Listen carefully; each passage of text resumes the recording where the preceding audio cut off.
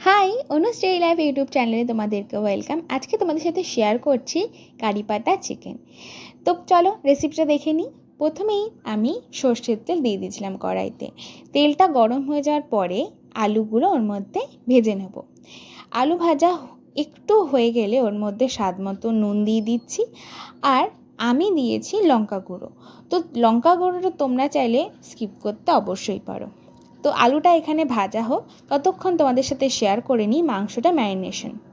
মাংস ম্যারিনেশনে টক দই দিয়েছি, লঙ্কা গুঁড়ো দিয়েছি, হলুদ গুঁড়ো দিয়েছি, নুন দিয়েছি, আর সামান্য জিরে দিয়েছি, আর বেশি পরিমাণে গোলমরিচ দিয়েছি। যেহেতু আমার ঝালটা অনেক বেশি পছন্দের, তোমরা চাইলে অল্প ঝালও দিতে পারো। তো এখানে দেখতে দেখতে ওইখানে আলুটাও ভেজে গেছে।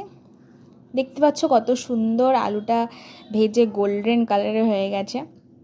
তো এটাকে হালকা একটু নাড়িয়ে তুলে নেবো, একটা বাটিতে সাইড করে দেবো।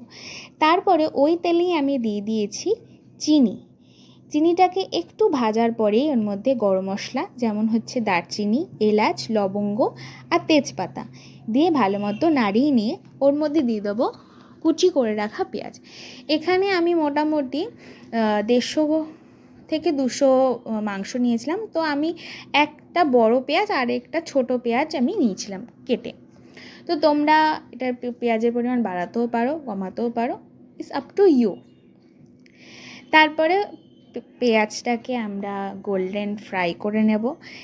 এরপরে আমি একটা পেস্ট দিয়েছি, যেটার মধ্যে লঙ্কা গুঁড়ো আছে, ধনে গুঁড়ো আছে, জিরে আছে, হলুদ গুঁড়ো আছে এবং নুন আছে। এখানে নুনটাও তোমরা তোমাদের স্বাদ অনুযায়ী দেবে, কারণ আমি আলু ভাজাতে নুন দিয়েছি, ম্যারিনেশনে নুন দেওয়া, তো সেটা বুঝে দেবে।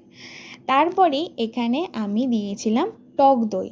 এখানে ওই 4 থেকে 5 চামচের মতো বড় চামচের টক দই দিয়েছিলাম। তো যেটার ক্লিপটা নিতে আমি ভুলে গেছি। থেতো করা রসুন দিয়েছি, আর লঙ্কা বাটা আর আদা বাটা দিয়েছি।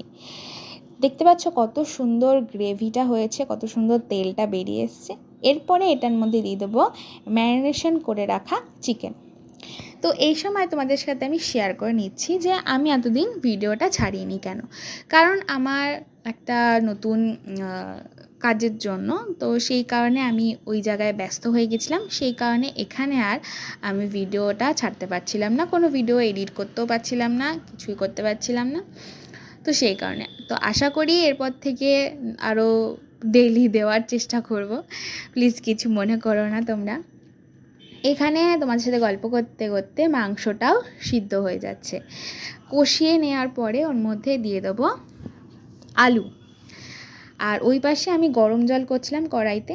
আলুটাকে দিয়ে দেওয়ার পরে ভালো মতো কষিয়ে নিয়েছি। তারপরে দিয়ে দিয়েছি পরিমাণ মতো জল।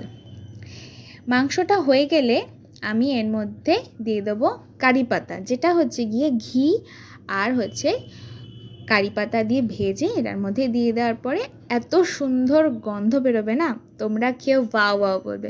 চলো ট্রাই করো। আজকে টাটা, বাই।